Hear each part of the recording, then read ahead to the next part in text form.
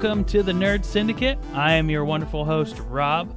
We got Tiny over here. Hey, Tiny, how you doing? Hi, everybody. Yay! We're second show. Yeah. Yeah. I'm back. That's right. I didn't get locked up in between. No, we did not. I'm a free man still. That's right. We did a good job. It's been a long week. I made level 18 on my Dungeons & Dragons character. Yay! Yes, I did. Yay! He's a level 18 Ranger Rogue. Epic win. I roll like 13 damage dice. It's sweet. Nice. It's awesome. Didn't you get a 100-side die the other day? I did get a 100-sided die. I'm going to have to start rolling that for the damage. It'd just make everything easier. Yeah. I could add up everything and just make the total of that, whatever that is. Pretty much win. Just It'll roll. work. You just roll winning. It'll work. Yeah. I did good. Yeah. Well, we got Bree. How you doing, Bree? Hi, I'm doing great. Hi. Hi, Bree. Hi, Bree. Hi. Hi. And then, how are you doing? Anything exciting happen?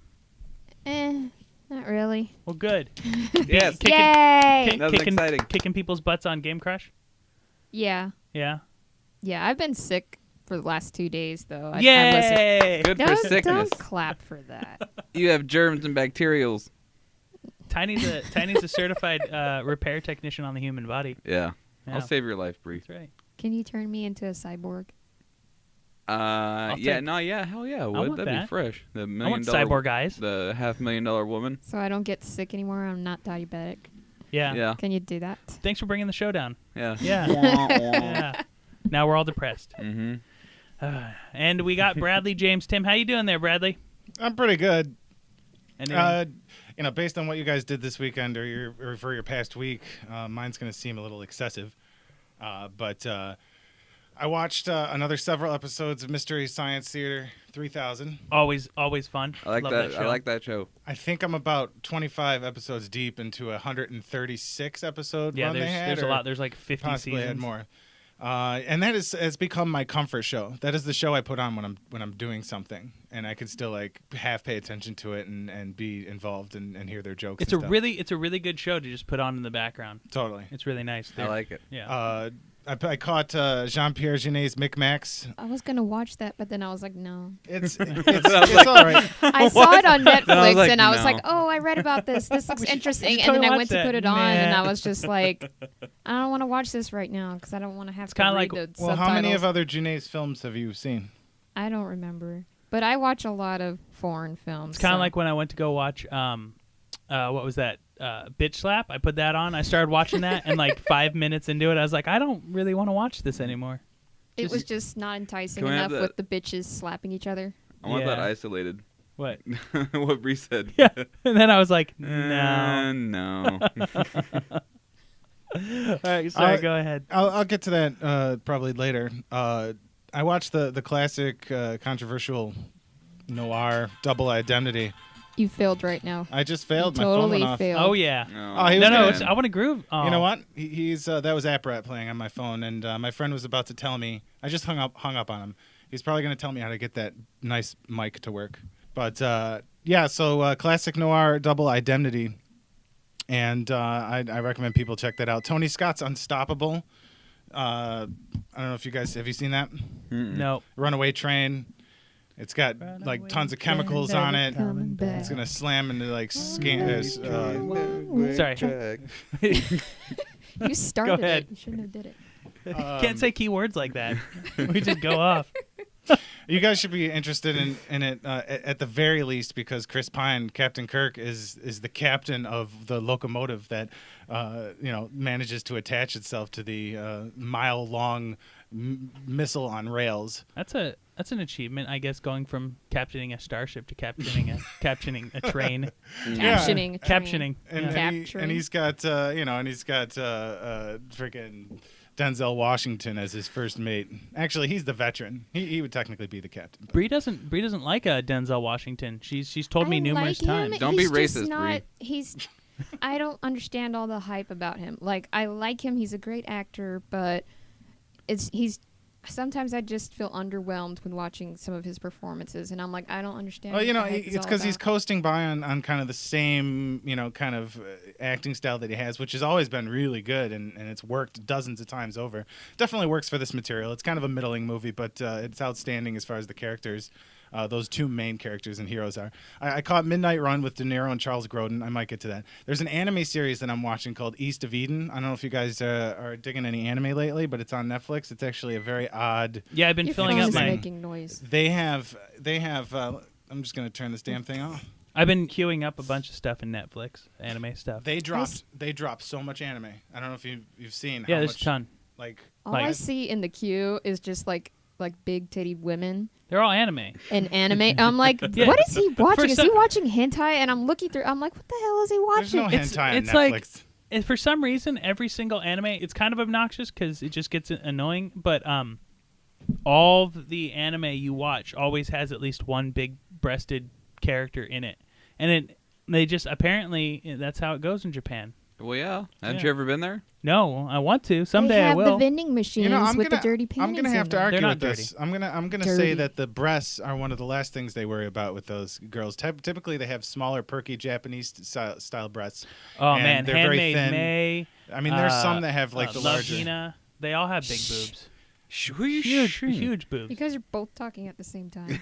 I know this. I could barely pay attention.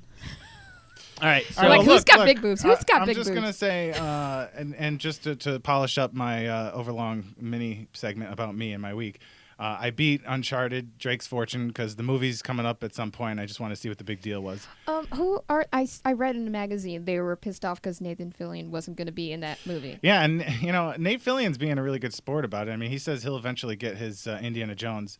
But it doesn't necessarily have to be Uncharted. I mean, I played the game and it's not really that much of a story. It's kind of derivative, and I don't really see it, being anything special. The director of The Fighter is doing it, but I still think it's gonna fall pretty flat. It's my prediction anyway. It was an okay game. The controls were kind of irritating. I know they improved things on the second, but yeah. I guess I'll hand it back to you, Rob. You got some interesting things in this first segment. I have nothing interesting ever to say. Actually, what I was going to ask you, Tiny, is yesterday, it was yesterday. You were talking to me about the new Planeswalker that was just released. The information about that. Well, the new set is coming out. The new Yeah. Phyrexia. Yeah.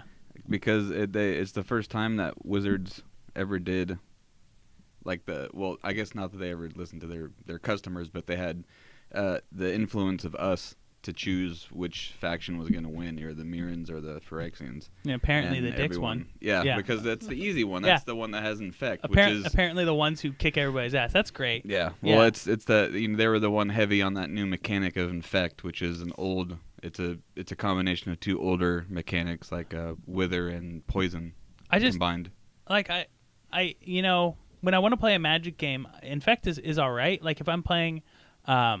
at one of the local places like Rivals or Otherworld games. When I go there, it's fun. But the problem is everybody wants to do Infect, and so the game gets over a lot quicker. There's nothing you can really do to defend against that. You're literally just getting...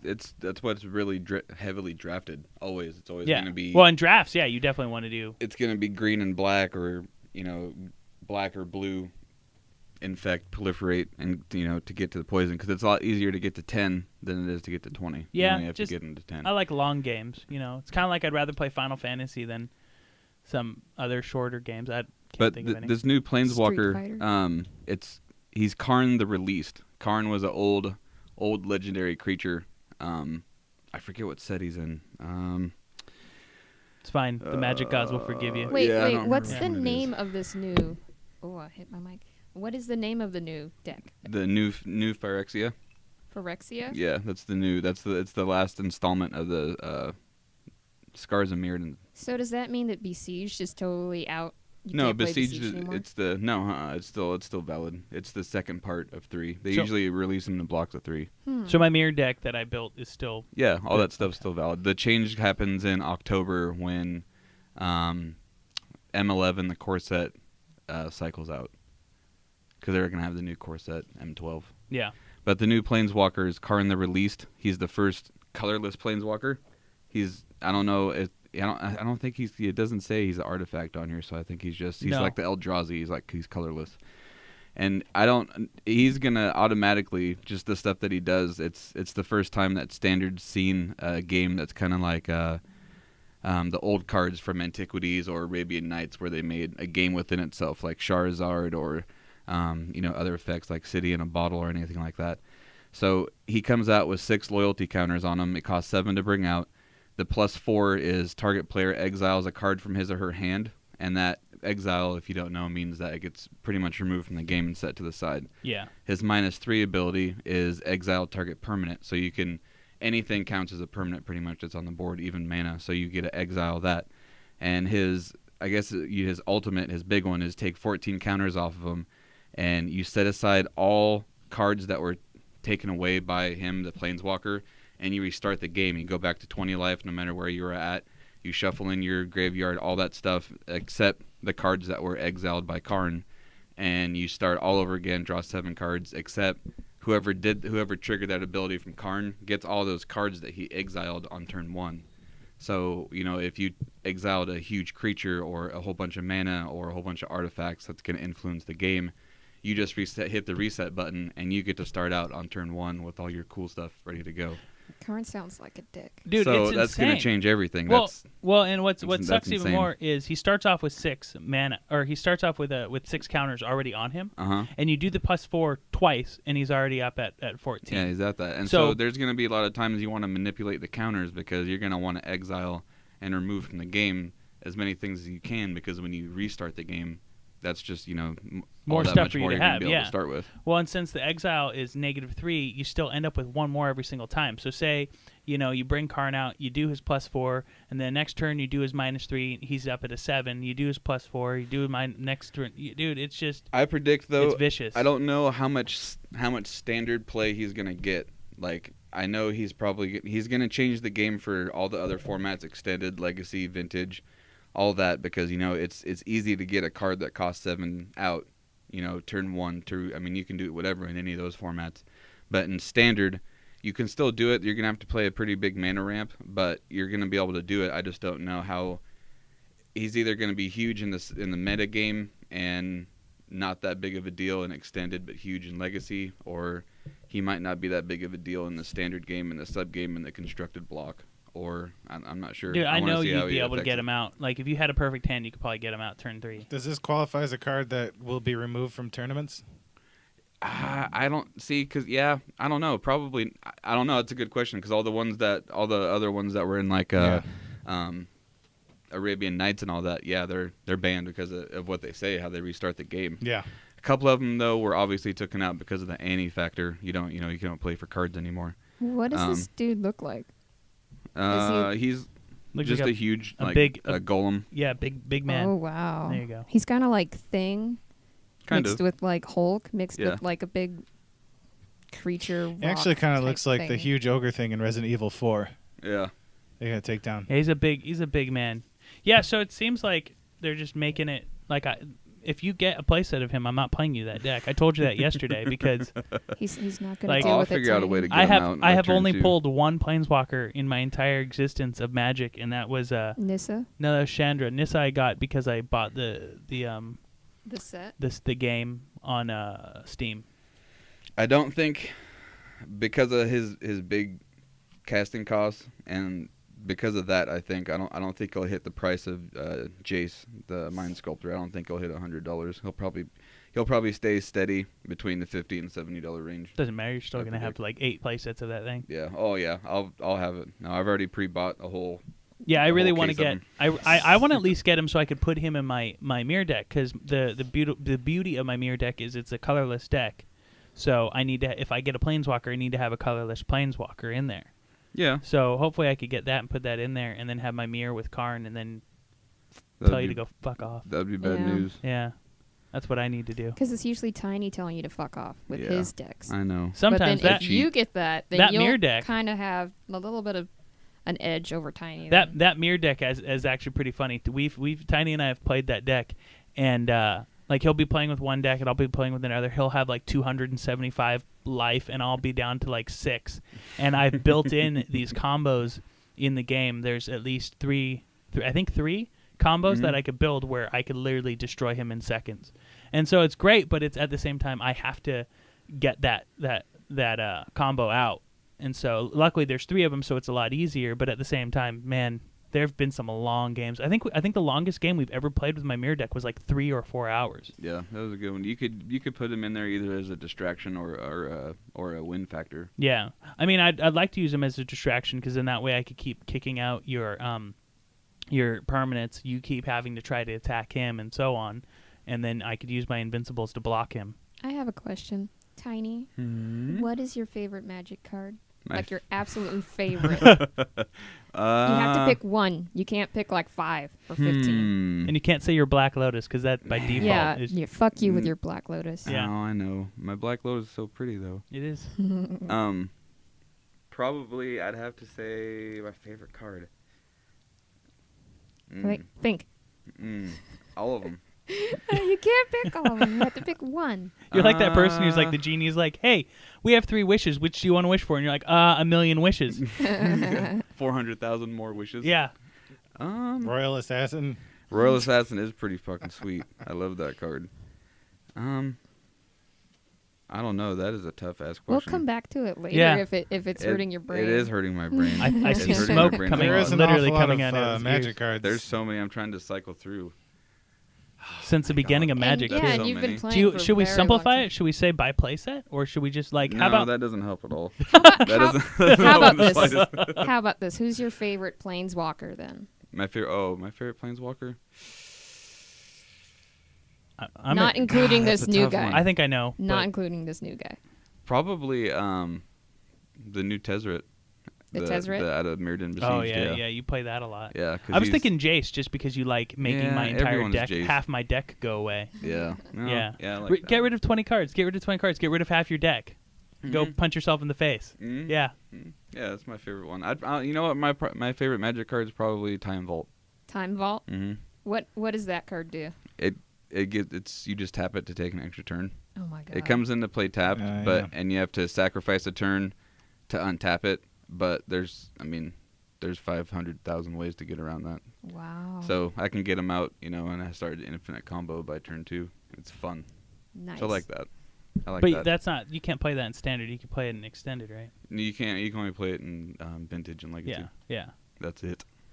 Well, yeah, I'm excited about the new game. I'm excited to see it. Granted, I'm gonna buy packs and never pull Planeswalker, but every single pack Tiny's gonna get is gonna pull out Planeswalkers. So yeah, I have the luck of the draw. Yeah.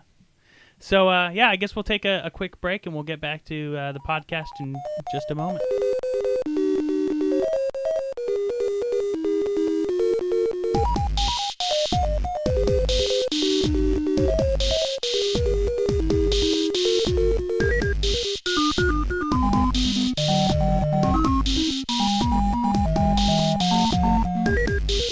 Welcome back to the Nerd Syndicate. So during the break, we were talking about new and upcoming games, and we thought we'd share a bunch of stuff. So Bree was really excited about Skyrim coming out. Yes, I was very excited. That's a fun title. I'm a huge Elder Scrolls fan. Like, I love all the games. And this one just looks amazing. It's incredible. They have a new game engine, you said. Yeah, it's called the Creative Engine. Creative name for a creative engine. I get it. Yeah, it's a pretty amazing engine. From what I've read, it has an insane drawing distance. You could be up on a mountain. Now already, you remember like in Morrowind, you could stand on top, or Oblivion, you could stand on the top of a mountain and just look forever. But this one, literally, just there's no end to the game. Didn't they say something about the snow? How it's like an individual particle? They said from what I was reading, and I could be wrong, but what I was reading was that the snowflakes are individual particles that will snow. So if you're in a place where it's snowing, it will be coming down. Each individual particle will collect and pile on top of the other one, and when the weight becomes too heavy for like a tree branch, it will then knock the snow down. That's and amazing. the tree branch will move back like up. Real life. Yeah, well, that's what they wanted to do. Is they wanted to make the engine look as realistic as possible. That and the character creator. I mean, they don't look like dumb shits anymore. You go in there and you're like, oh, this elf looks like a retard. Oh God. But now everybody looks realistic, and the women are hotter. Their boobs are really hot. The guys are all buff and you had me at boobs. Shut up. The scenery and the places you can explore and the monsters, they're just so much more amazing and realistic looking. And if you get a chance, just check it out. Like, we have a Game Informer magazine in here, and Tiny's flipping through the pages and checking out the pictures, and his face looks like a giddy little boy on Christmas. They're beautiful. Because I want to cut someone with an axe, like these wolves right here. You can look at. Is that how it looks the whole time? Yeah, that's what the game will look like. That the is game will gameplay. and if you have a chance, check out their website on I don't know if it's Skyrim.com, I'm sure. But the original one, they didn't have any gameplay, and then the second one they just released a little while ago shows actual gameplay, and it's amazing.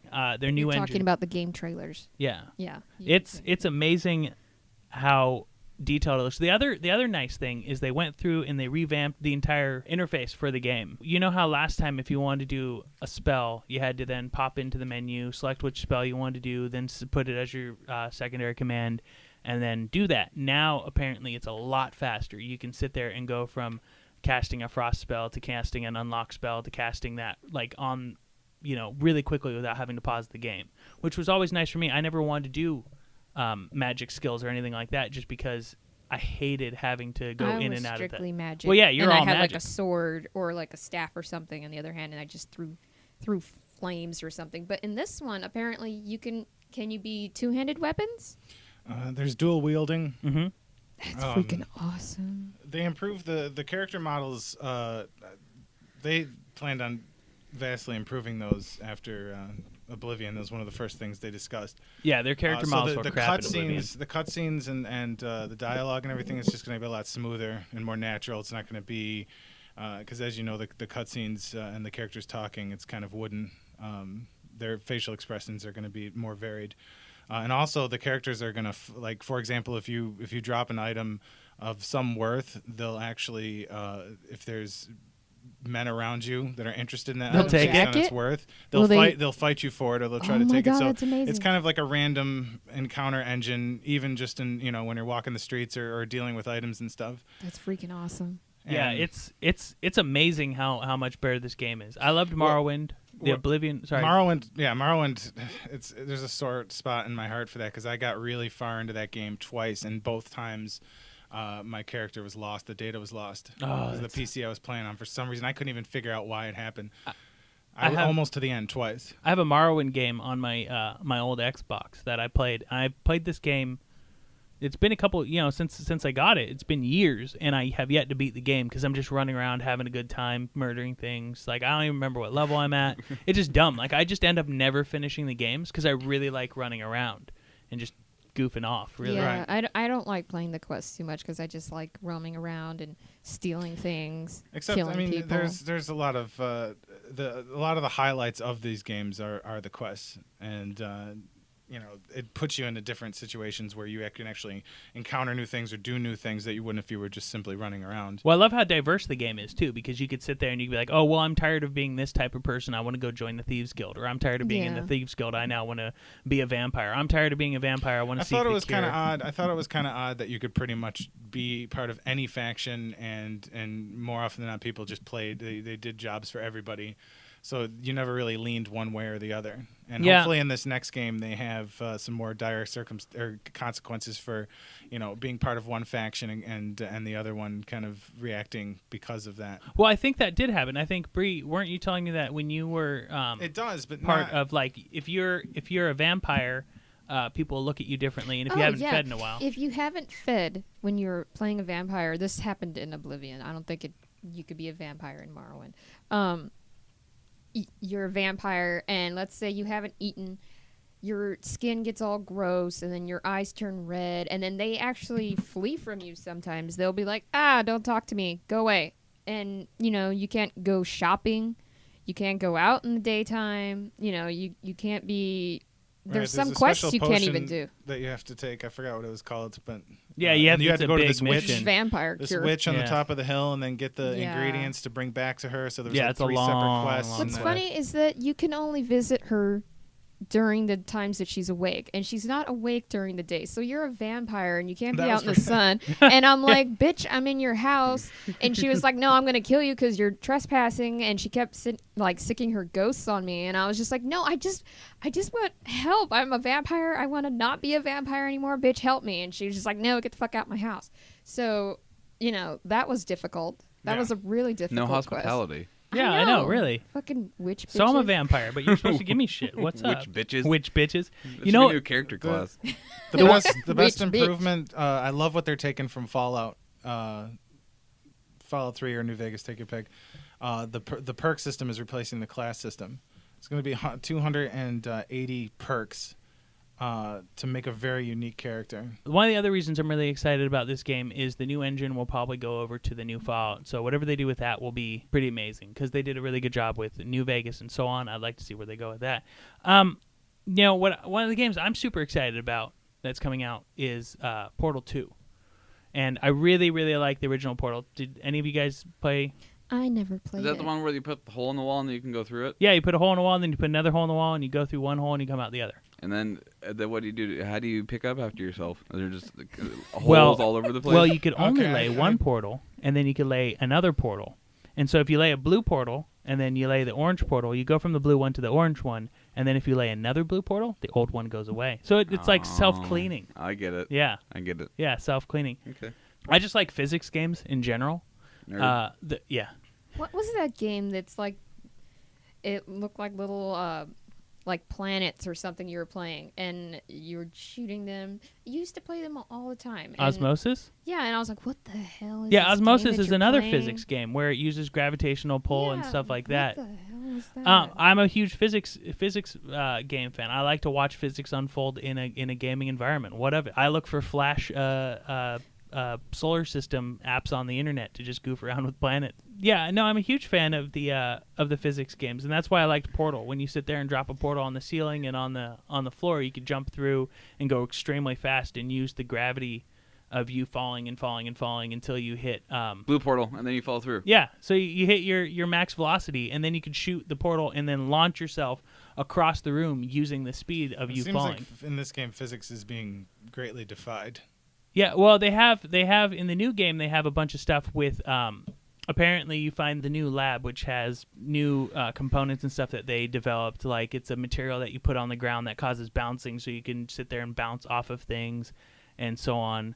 Like a bouncy castle. Like a bouncy castle, yeah, just like a bouncy Yay. castle. So, and apparently the game's a lot larger, where you're not just stuck just doing these tests in a room and then having to fight the robot AI at the end and dealing with that stuff, and then having to escape at the end. Talking about new games coming out though that have been that I've wanted to see sequels for. Alice 2. Did you ever play American Geese Alice? Anyone? I did. We'll see. There we go. 2 out of 3. Tiny. I don't even Mortal Kombat. Imagine Alice in Wonderland, Mhm. but imagine it the most disturbed, messed up, like Trent Reznor meets, No, Tim Burton meets Alice in Wonderland. yeah, like Edward Scissorhands, Yeah, Edward Scissorhands type. Like Burton. Alice in Wonderland, but dark, dark. Like gothy. and Very gothy. goth. Like buy him a Happy Meal, gothy. What? Buy him a Happy Meal because they're so sad. You're here all night, aren't you? Yeah. Yeah. Mm-hmm. 5 o'clock show is different than the 4 o'clock show. Mm-hmm. So yeah, no, I'm excited about that. American McGee did a really good Alice. The new engine should be amazing. It was based off the Quake engine originally, so it was very Quake feeling. But yeah, it was a good dark game, and I love dark games. I really like dark games, and when they take a classics, like I really liked Return to Oz, that movie. Oh yeah, with Fruzible. Oh, that was a great movie, and it was just good because they took something that was so pure and beautiful. I like Princess Mombeach. She used to take off her heads and keep them in little Yes, closets. that's that was right. really creepy. Like how as a kid, why is that a kid's movie? yeah, it's just so it's definitely disturbing. not a kid's Wes movie. Craven was signed on to do and this was years ago, maybe even 5 or 6 years ago, a CGI version of American McGee's Alice. I know. And that fell through the cracks. They were trying to do many. Christina Ricci at one point was signed on to do Ricci to do the American or to do a live action version too. Yeah, that would have worked. That would have been good looking. I thought it was Eliza Dushku. As long as Tim Burton didn't do it. Bastard. Yeah. So yeah, I mean that's going to be really good. I haven't really been detailing myself too much with the details, but you know, it's one of the things that I'm super excited about. I'm always excited about those types of games coming out. Do they still have the Game Shark for these type of games? The Game Genie. Yeah, do they still have those? Type in the 75-digit code. Mm-hmm. Yeah. Do they have those for like unlimited run? Yeah. No? Yeah. They No, do this? yeah, sure. Yeah, why not? For like Uncharted, do you have unlimited run? Yeah. Oh, okay. You don't get fatigued? You went into the 73-digit code for unlimited run? That's right. I don't. Do they still for the PS3? Is it like a gold disc? Yeah, it's like you just put it in. It's like a memory card. No, I think actually they did that for a while on the PS1. Oh, I Yeah. was just wondering if they still had that. The Game Genie and Game Shark were always so awesome.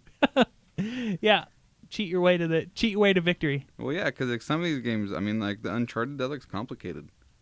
I'm sure it is. It looks hard. So I'd rather just put in the gold disc. Gold and have disc all and just the be like, I just walk across the game and I'm done. unlimited run. What are you looking at? An Uncharted 3? Uh huh. I have 2 on my queue. I mean, it looks fun. I Don't get me nailed wrong. the first one. The second one's supposed to be vastly improved, so I imagine I'll enjoy it even more. This just looks like. See, in this situation, I'd want to have unlimited ammo and unlimited courage. I'm So sure, that's honestly, if scary. you play on the PC, there's a cheat code. I'm sure. Cheat code for everything. Fine. Yeah. Up, down, left, right. Mm-hmm. BA, start, select. All right, with that, we're going to take a break. But before we go, I just want to let everyone know that Skyrim's going to be released on November 11th. Alice 2, The Madness Returns, will be released on June 14th. And Portal 2 gets released on April 19th. So make sure to pre-order, and pre-order soon.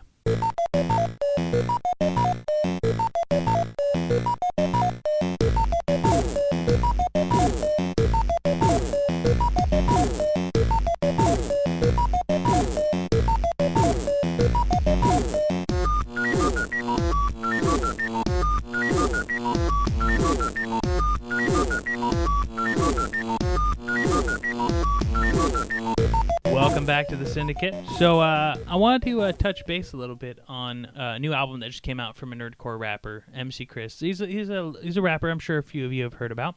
It's called Marshmellow Playground. And the thing that I find adorable about this album is he geared the entire album for children.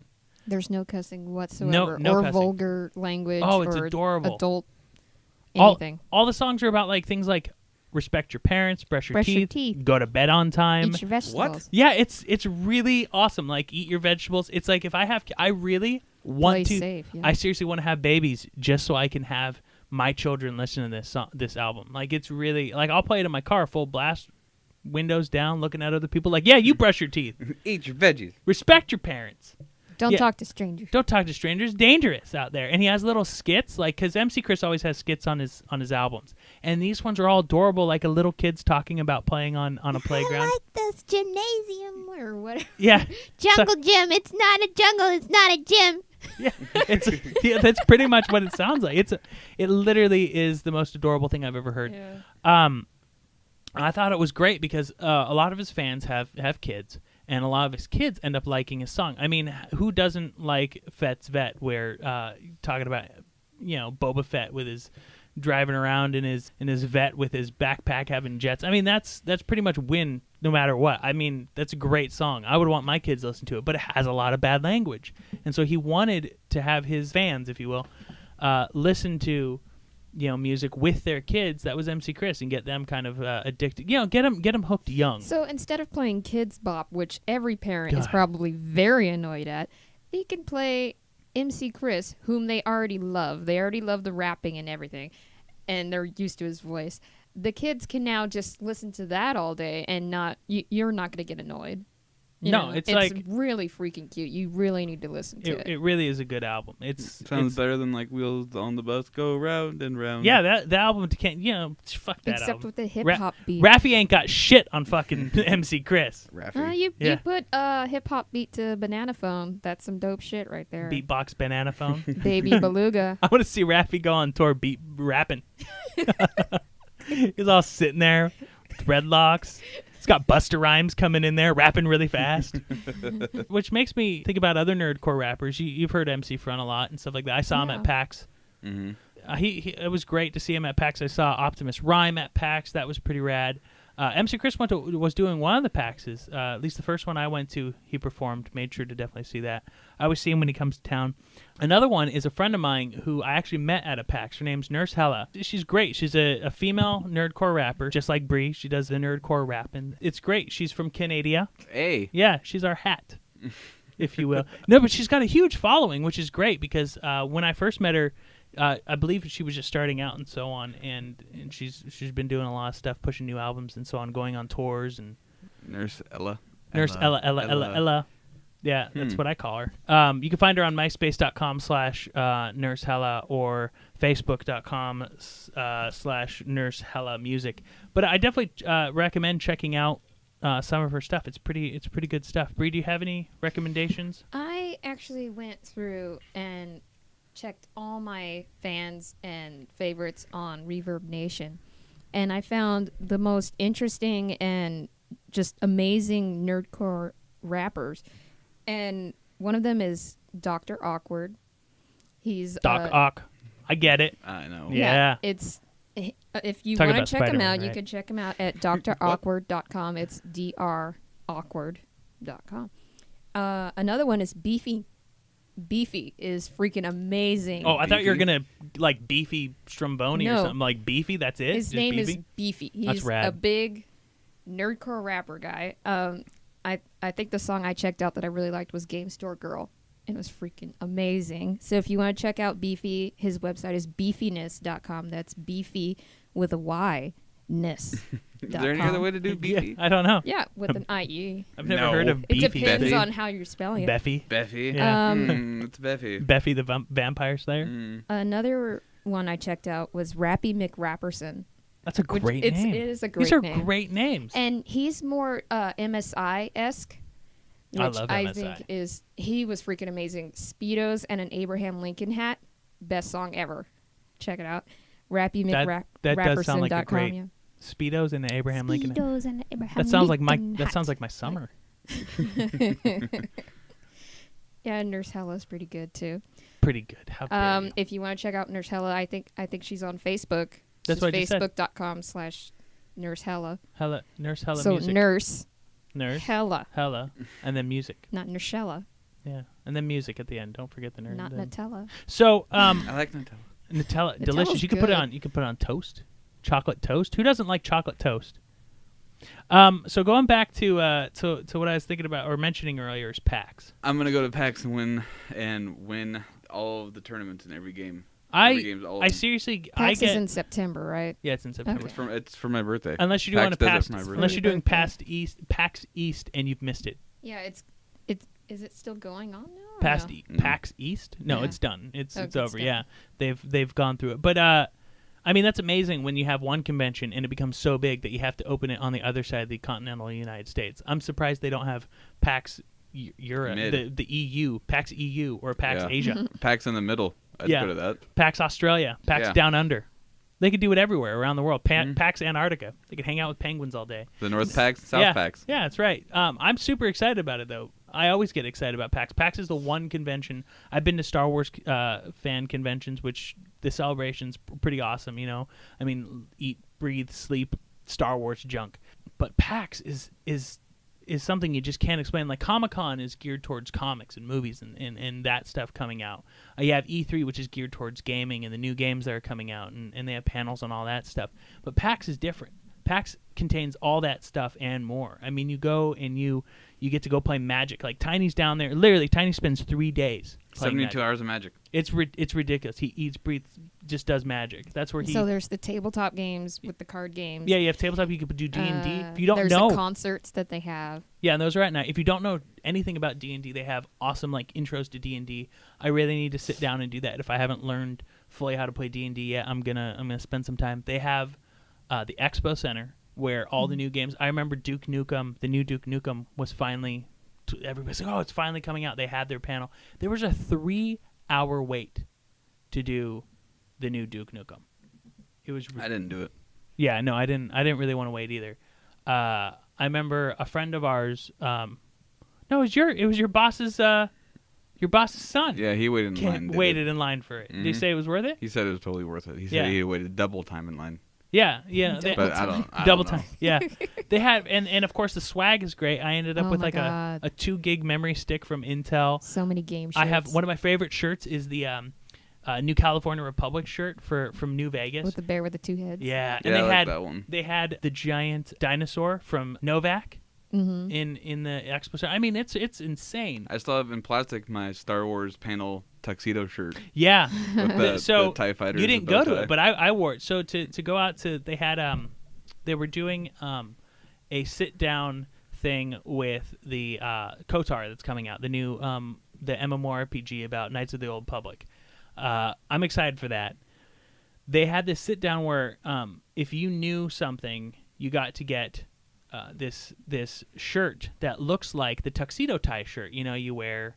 From the 80s. Yeah, from the 80s, Yeah. but it looks like a TIE fighter flying down the trench of the Death Star. So it's rad. I actually wear it when I want to go The TIE out. fighter is the tie. Exactly. The bow tie. For social events or having dinner with my grandma, I always make sure to wear that. Passover. You know, Passover, definitely. That's definitely what I wear to synagogue. Yeah. I get weird looks, but you know what? At least I'm dressing nice. Psh, what do they got? Suits? Pfft. They ain't got no. So Just put the rebel symbol on your yarmulke. yeah, so I ended up you got to go in the front row if you wore that to the event. You got VIP seating and all that stuff. So I did that, but I had to leave halfway through it. They started talking about another game. I had to leave halfway through it to meet to do the Will Wheaton. I missed Will Will Wheaton. Yeah. Will Wheaton's. Will. Will Wheaton's. You want to do it again? No. Will Wheaton. Will Wheaton. Will Wheaton. His panels are always the best, the most hilarious are. panels. He spoke pretty much. He talked about playing Scrabble with his wife the entire panel, and he is amazingly funny, awesome guy. He plays D&D, huge nerd. I don't want to insult him by calling him that, but he's a nerd, and I think he that's knows great. He's a nerd. He's Like, proud of it. Yeah, I mean, I'm proud of being a nerd. I think everyone He's proud here of it, just like the rest of us. That's right. But yeah, I always try to make sure to see his panels because they are the highlight of the entire thing. I will pass up Star Wars to see a Will Wheaton panel because they're great. They're really funny. They're very memorable. They are. I missed the Will Wheaton and Penny Arcade with PvP D&D game, but luckily I was able to catch that online, and that was the most funny D&D game I've ever seen. I really want to. Dude, if I am able to do it next PAX, I'll definitely see it. It's worth it. I don't know if you haven't gone to PAX, I definitely suggest going to it. They have that whole room for the handheld games. Yeah. Right?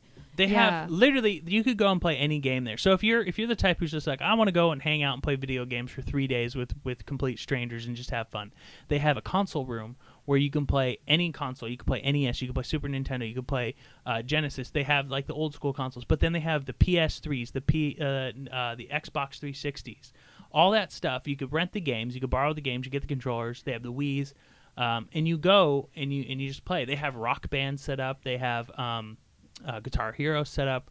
You just go and play games with complete strangers. And there's also the handheld Yeah, games that you can go off into a different thing.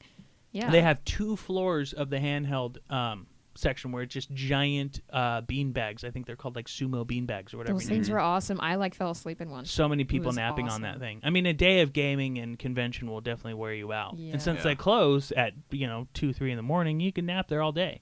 So yeah, you could go rent the games from them, borrow the games from them if you have your handheld thing. Go play Pokemons with other people on your DS. On the DS, it's really fun. Like after a day of running around the expo center, seeing the panels and so on, I really like to just go up there and just relax and hang out with other gamers. And there's just a lot of other nerdy nerds just hanging out and just check. Like Rob got complimented on his shirt so much.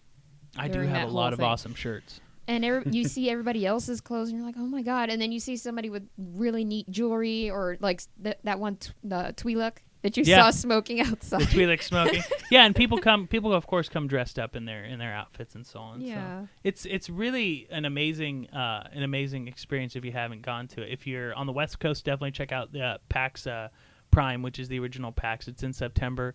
It's for my birthday. Yeah, that's right. It's pretty much they do it for Tiny's birthday. That's what it turned into. Yeah, it's PAX birthday. It is. Explosion. It's PAX actually stands for Tiny's birthday.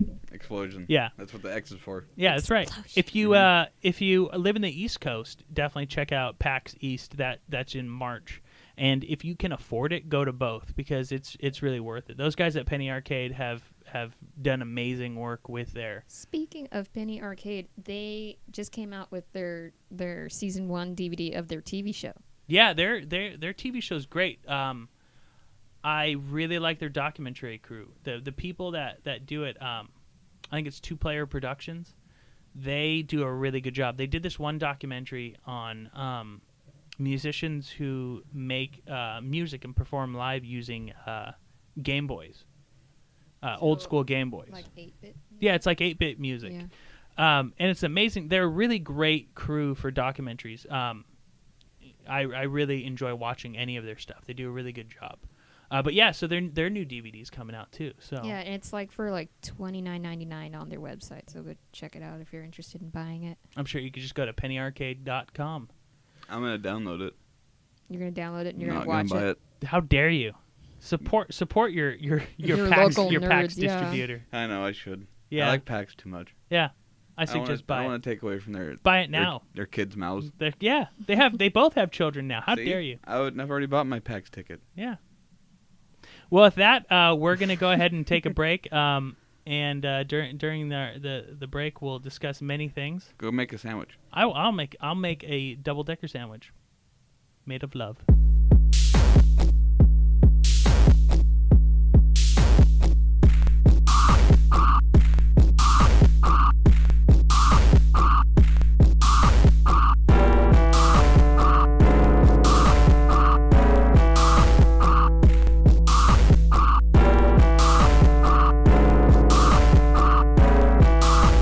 Welcome back to the Nerd Syndicate. It's time for Go Watch a Movie with Bradley James Timm. Yes, let us talk about some movies. Shan't we? We shan't. Shan't we? Before we do that, let's go over some news. And not so much news, but just, little burblings of excitement in the webosphere. What's a burbling? Burbling. Like It's a babbling. unit of measurement. Oh, okay. Like a burbling brook. Like, is it metric or is it imperial? It's bubbling and burbling, Imperial. Okay. rising to the top, like cream top yogurt. Ew. I like that Like kind. that. Okay, so let's start with the Green Lantern. It's not exactly a trailer, but it might as well be the official trailer that they released. It's pretty much like eye candy for your eyes. It was basically it was Don't be scenes dumb. released at San Diego WonderCon, and it was about three minutes. And when I saw the first Green Lantern trailer, I was really put off actually because it just seemed like another typical. It almost had like kind of like the inkling of romantic comedy, like the excess of Ryan Reynolds' romantic comedy persona kind of being exploited, and I didn't really want him to be like that guy. And there really wasn't too many action sequences or anything that suggested there was this huge epic intergalactic thing going on. And when that trailer was released, I mean, they actually they admitted that it was a bad move, and they released this footage in response to that original trailer, because I think it elicited all the same kind of feelings, especially from Green Lantern fans. Mm-hmm. So this new footage comes out, and it's very. It seems like it's more slowly, deliberately paced. It's because they're playing actual scenes. They're not cutting around like segments of scenes where you can see kind of the nuanced acting that Reynolds is doing, and it seems like he's really going to embrace that role. But the most amazing thing about it is, once you see Oa, the world where the Green Lantern Corps comes together and discusses how they're going to save the universe. It's exactly what the comic books look like. They are clearly harking to the comics, and when I see that much passion going into a film, especially when it's a comic book adaptation, to really just please fans first, then I get excited. So now I'm officially excited. I was super excited about that. My buddy Darth Funk interrupted me at work, and he was like, "You need to see this. This is." He interrupted you at work? Yes, I was working diligently doing work stuff. You didn't And- tell him to fuck off? No, because he said I need to watch this, so I watched it. You would have told me to fuck off. Yeah, but you didn't tell me I need to watch something, and then the link didn't say Green Lantern. If you sent me something that said Green Lantern, anyways, he interrupted me at work, and I saw this. Oh, I was so excited for the rest of it. Great trailer. It really sets the tone for Did the you movie. cry? I did. It was night and day for me, and it really goes to show you just how important the marketing of a movie is. The right mixture, the chemistry of the music that's being played, the types of segments or scenes that you're playing in accordance to that music, the dialogue that you're kind of getting across. It's really important. So many movies have opened poorly. I guarantee you, because a trailer was bad, didn't really give its potential audience the idea of what it's supposed to be. Expected Scott Pilgrim of last year is an excellent idea.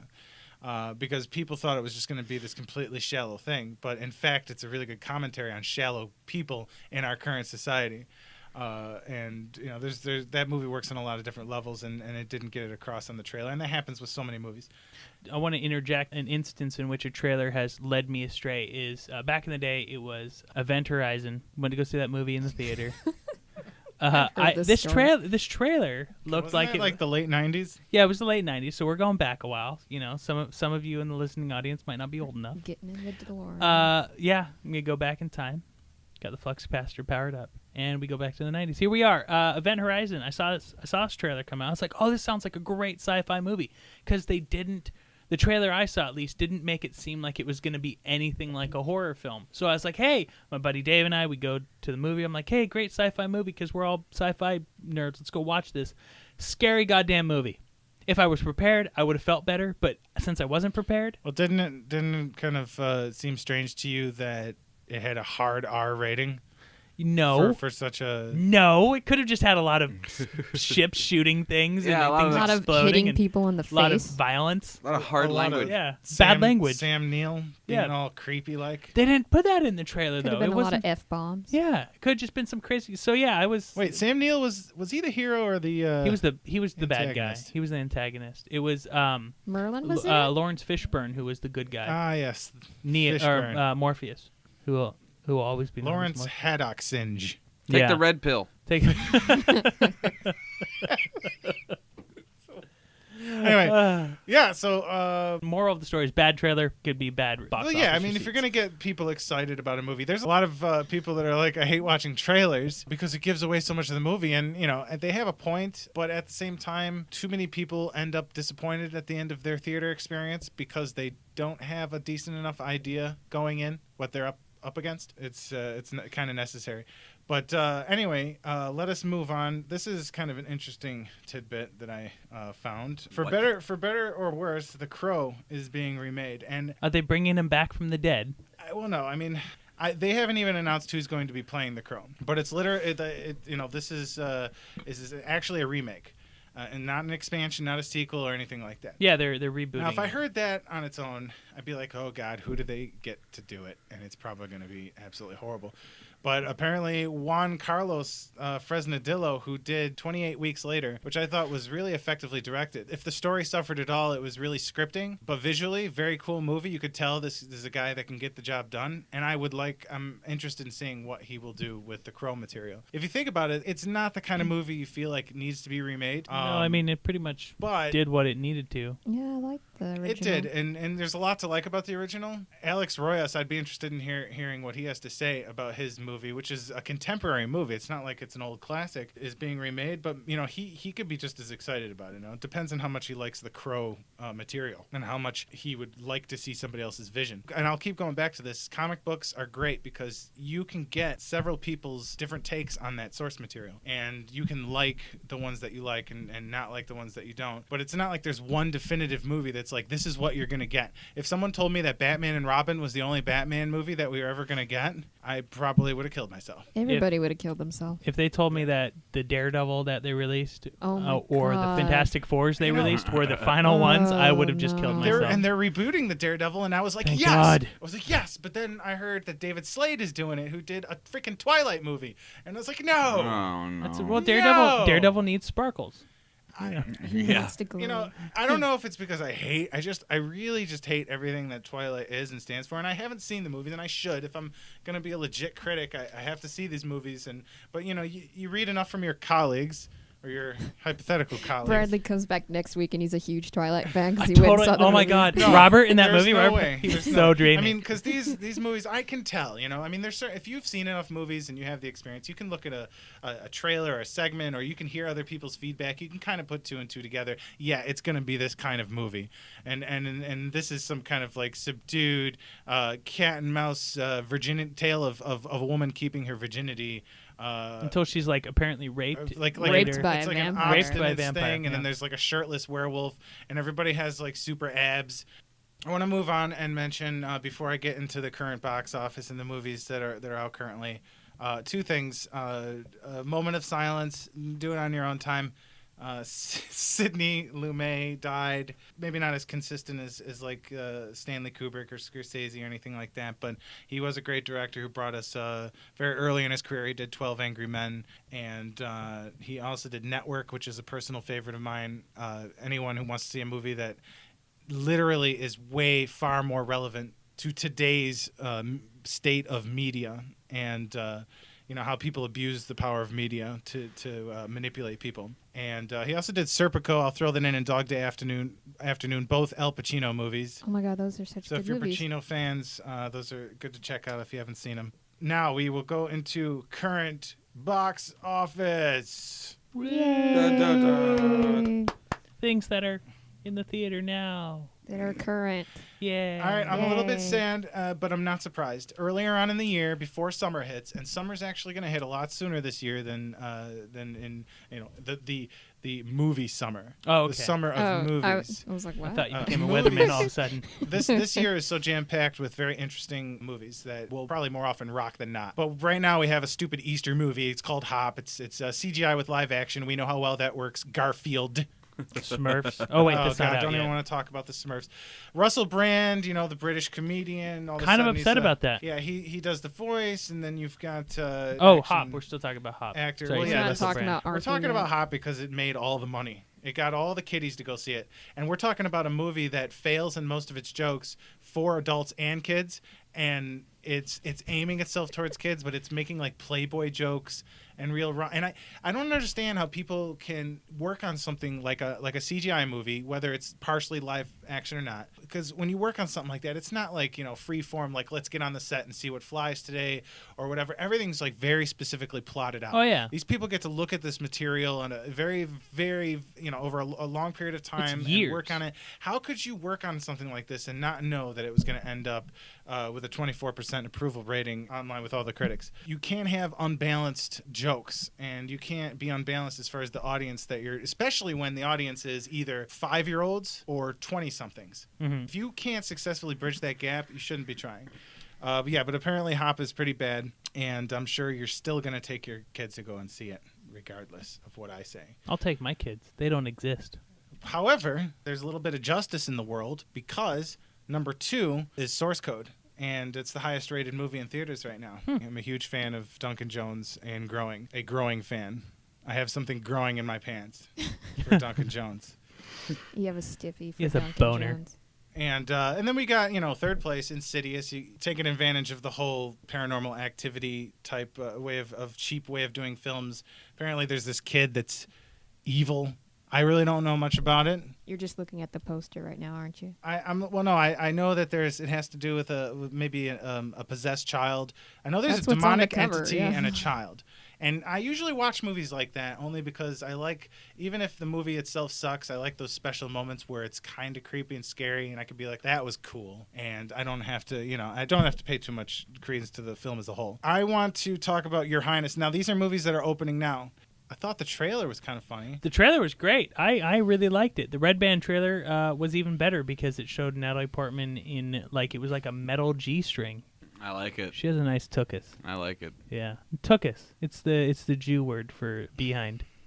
A Jew word. Yeah, and I could say that though because we're both Jewish. But how would you feel if Natalie Portman's butt was one of the only draws of this movie? I'd feel great.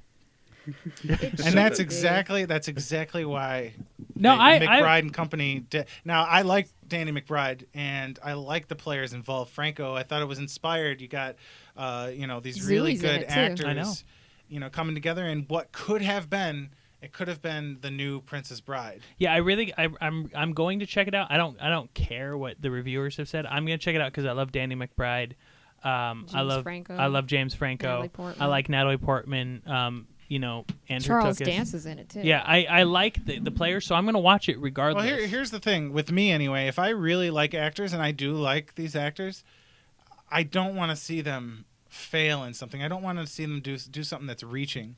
And this movie is apparently supposed to be incredibly juvenile and very uneven. And I could watch a movie like this and laugh at a few segments, and I'm sure people do. But at the end of the day, at the end of the movie, you look at it as a whole, and you're like, wow, it was just really just a one joke debacle. So We could have a battle royale. I found out some really neat things Yes. about this.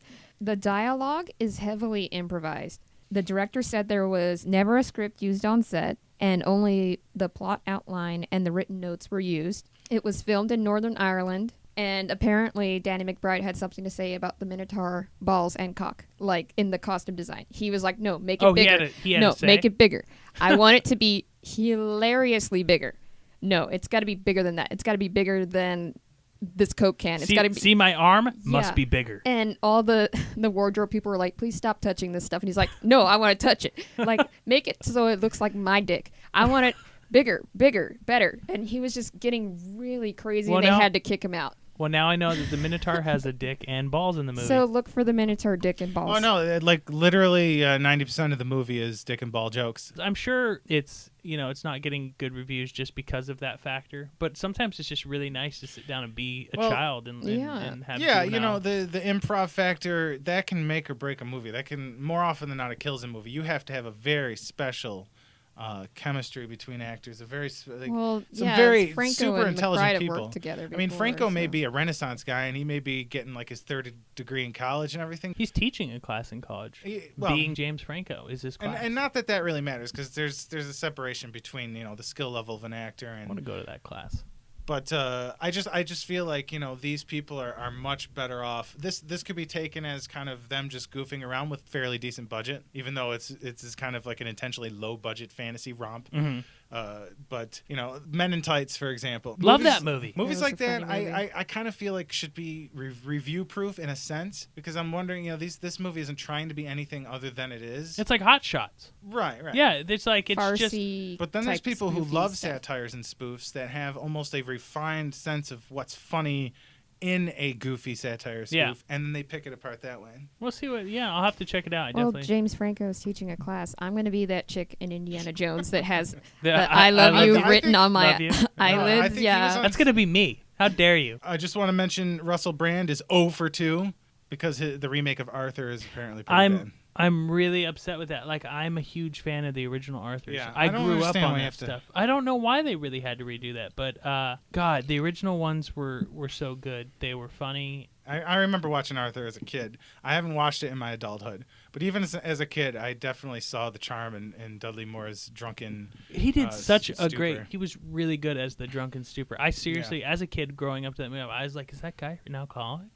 Like he pulled it off really well. Arthur was one of my favorite movies to watch growing up, so it's really upsetting to see. I like Russell Brand in his own right, doing his own things. I but don't when think he He's deserves to actually- have the main spotlight in a movie. He's okay as a supporting side guy. person. Yeah. But he's definitely got a personality. He's really smart as a comedian. He's really smart. Yeah. I mean, he goes into some metaphysical stuff. Like when I first saw this guy, I'm like, oh, he probably just he talks about sex and drugs and all this stuff. Like he's the rock star comedian, but he literally gets philosophical with his comedy and turns things around in his comedy bits. So I'll give him props. Lastly, I'll just end with a movie that I am excited about. It's called Hannah. Oh my God, I'm excited for that too. And because I'm a big fan of The Professional, and I just really like the concept of a little girl kicking ass, and that's why I liked Hit Girl and Kick Ass so much last year. That just had me like jumping up and down the theater, like cheering. Tiny was like making orgasmic noises when we watched it. Because it's one of the best things I've He's ever like, seen. ah! That trailer was awesome. it's- That snaps chick's neck and murders Oh, it's people. great. Yeah, and Any movie where a girl murders the hell out of people is great. I have trouble pronouncing her name, but is it Saoirse Ronan? I've only read her name. I never heard it pronounced. That girl. It's the one who plays the girl, and she was also. I She was can't- in You shouldn't ask me because I'm terrible at pronouncing anything. You are. I am. Saoirse Ronan. Let's just She's say got that. these beautiful, piercing, ice blue eyes. And Eric Bana is her father that is training her hardcore to be an assassin. And Teaches why? her way. For what? For why?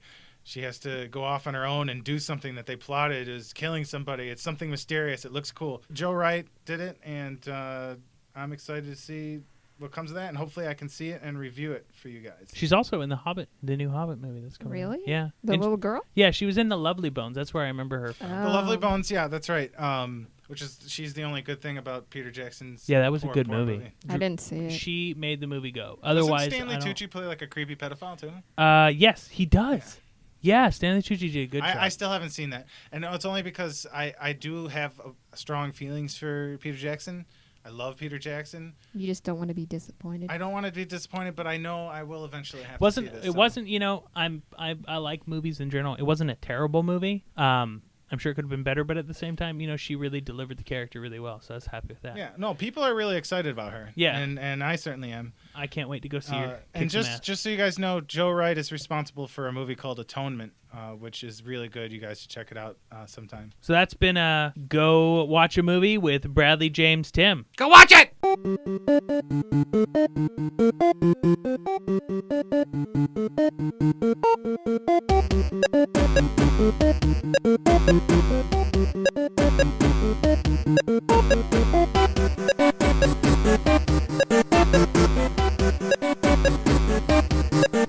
Welcome back to the Nerd Syndicate. So we're going to close up the show, but I kind of wanted to go over a couple things I was reading interestingly in the news. So everybody remembers the old Commodore 64. No. I do. I played it. I had 5. Yeah, I had 17 of them. Bradley, did you ever play on a Commodore 64? Yeah, we had one. A couple of our neighbors had one. My best friend's father had one. Dude, seriously, I love that thing. I still have our original Commodore 64. It's in my office. My parents ended up getting an Apple IIe, not as good as the Commodore 64. That's probably where my dislike for Apple started early. But my favorite game on that, they had the Ghostbusters game. Great game. Did you play that? Yeah, I totally remember that one. It was a great game. The other game they had was this game where it had like this giant pad with Muppet characters on it. And the Muppet characters are raised, and you'd hit the buttons of the Muppet characters, and events would happen in the game. I really, to this day, need to find that so I can put it on my old Commodore 64 and relive that. The reason I bring this up is not to be nostalgic, but apparently they are going to be releasing a new version of the Commodore 64. It is a new system. It's got like a 1.8 gigahertz dual processor, optional Blu-ray player. It's got Ethernet, HDMI ports. Like, it's got everything. It's like having a brand new computer. I mean, a pretty sweet system. But they put it in the original casing of the C64.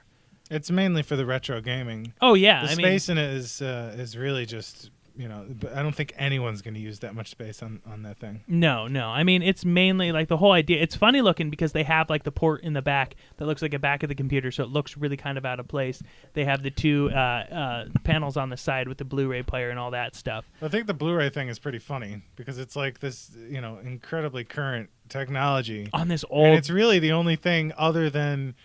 You know what I mean? It's like the Blu-ray and then retro gaming. Yeah, which is interesting. It's pretty rad. So I'm excited about this. If I had it, I would get them. They're going to be priced between $250 and $900. So if I had an extra $250, I would do it just for the nostalgia. They're talking about how they've already had about 5 registrations per second on their website, and it's going to be running Microsoft Windows or a proprietary Commodore OS, which would be really cool to see an updated version of the old OS. I'll buy one. I'm trying to think of the games that I played the most on the Commodore, and I'm thinking one of them had to be Pitfall 2.